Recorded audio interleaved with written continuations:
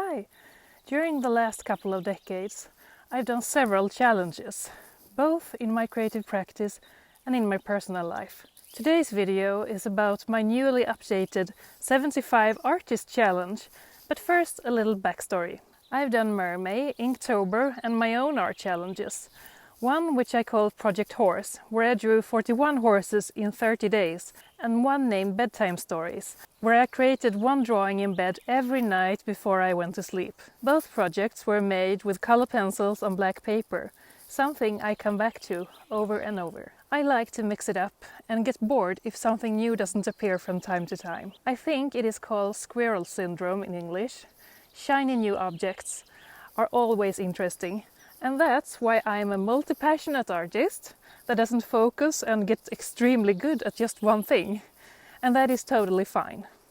I'd rather enjoy myself with a variety of mediums and be okay on many different things than get like super high-end professional master at one medium and become bored. For me, that would be a sure way to burn out. But I know it's the total opposite for so many other artists, and they are great. Another creative challenge I tried was National Novel Writing Month, a couple of times without ever finishing the 50,000 words goal. I have numerous started novels in my old computer, and even though I love writing, time is precious these days with a little family, university studies and work on the side.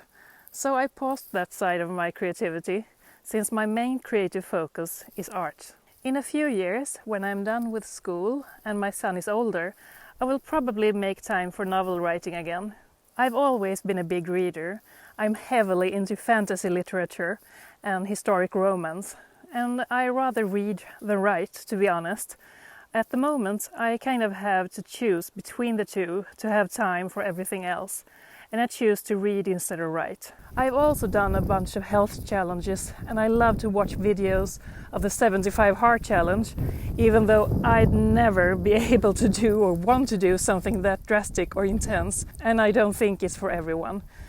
Because during the years I've gotten to know myself pretty good, and something as extreme as 75 Hard would not fit into my life, nor would it be good for my mental health. But there are more reasonable challenges, and I think they can be good to kickstart a new habit or a set of habits.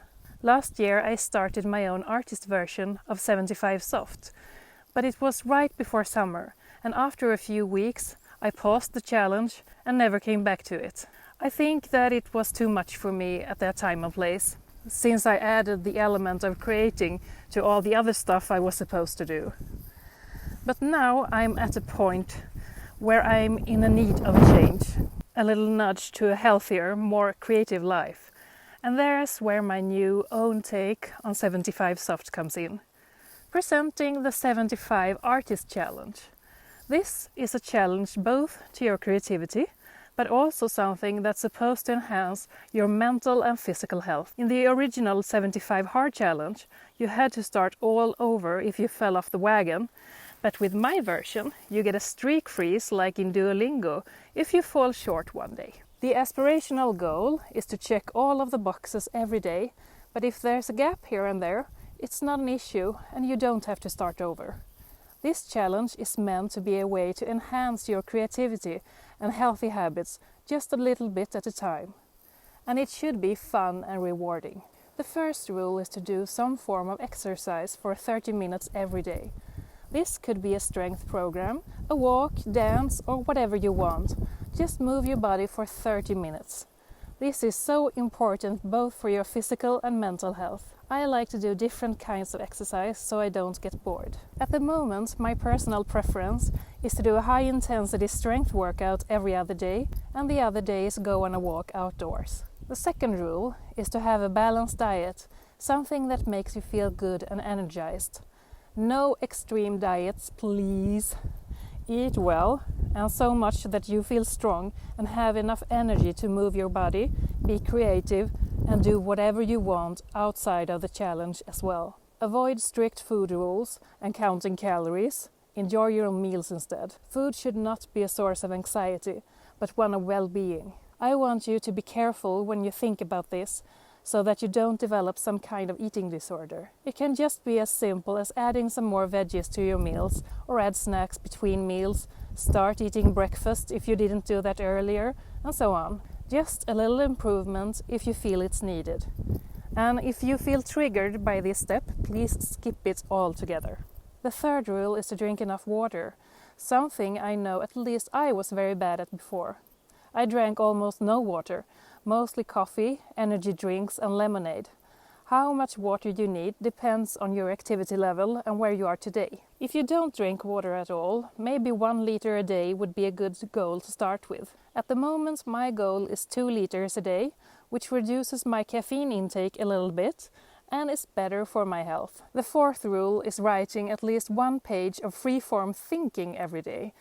I have taken this rule from Julia Cameron's book, The Artist's Way, but it is originally 3 pages.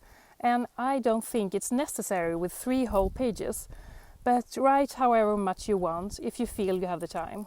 This is for your mental health, a way to extract worries and problems and hopes and dreams from your mind and onto paper. I always feel a lot more clear in my head when I do this, and it's something I'm adding to my habit tracker with this new 75 Artist Challenge. Since I haven't done it in a while but know how beneficial it is. Just write everything you think of, no matter how silly it might seem. You are not supposed to show anyone what you've written, and you don't even need to look back at it yourself. It's kind of like journaling, but more of a brain dump than a diary. And it's very cheap therapy. The fifth rule is to read 10 pages every day in a book of your choice. I love reading, but I realized I had replaced it with doom scrolling TikTok every night in bed. And it resulted in me having trouble going to sleep. When I read in bed, I calm down. The light from the phone doesn't wake me up, so to speak, and it's so much easier to go to sleep. It also helps with my mental health, reducing impressions of an already overloaded mind. And at last, the sixth rule is to actually make art for at least 30 minutes every day. This could be sketching, drawing, painting, or whatever creative form you use. Are you a writer, musician, or crafter? This is your time of the day. Maybe you have more than one creative pursuit, and then by all means change creative outlet whenever you please. Why I only added 30 minutes and not more is because it can be hard to fit in 1 to 2 hours every day if you're working a 9 to 5 and or have kids or other commitments. You should prioritize this rule as far as possible. Creative people need time to be creative, more than just one evening every week. To get a half hour every day means a lot for our well-being. And if you suddenly realize you have more time, go for it. But don't overestimate your own energy. This should not be stress-inducing. It should be one of the most fun parts of your day. Look at your schedule and be honest to yourself. When can you fit these rules into your day? Maybe you are really short on time and choose to listen to an audiobook while you take a walk. Drawing on the couch while you watch TV.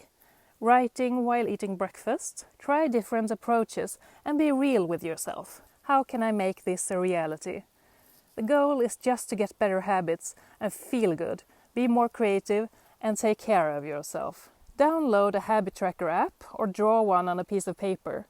There are also free and paid ones available online that you could print out and put on the fridge or your desk, somewhere you see it often, so that you are reminded of what you've decided to accomplish. And these are just my own rules. Make your own if you feel like it. If you only have time or energy for a couple of the rules, listen to your mind and body. You could also do it successively, where you add one habit the first 2 weeks, then another for 2 weeks, and so on. Make the challenge your own and something that could impact your life in a positive way. I strongly suggest you decide on some form of reward for yourself when you have completed the challenge.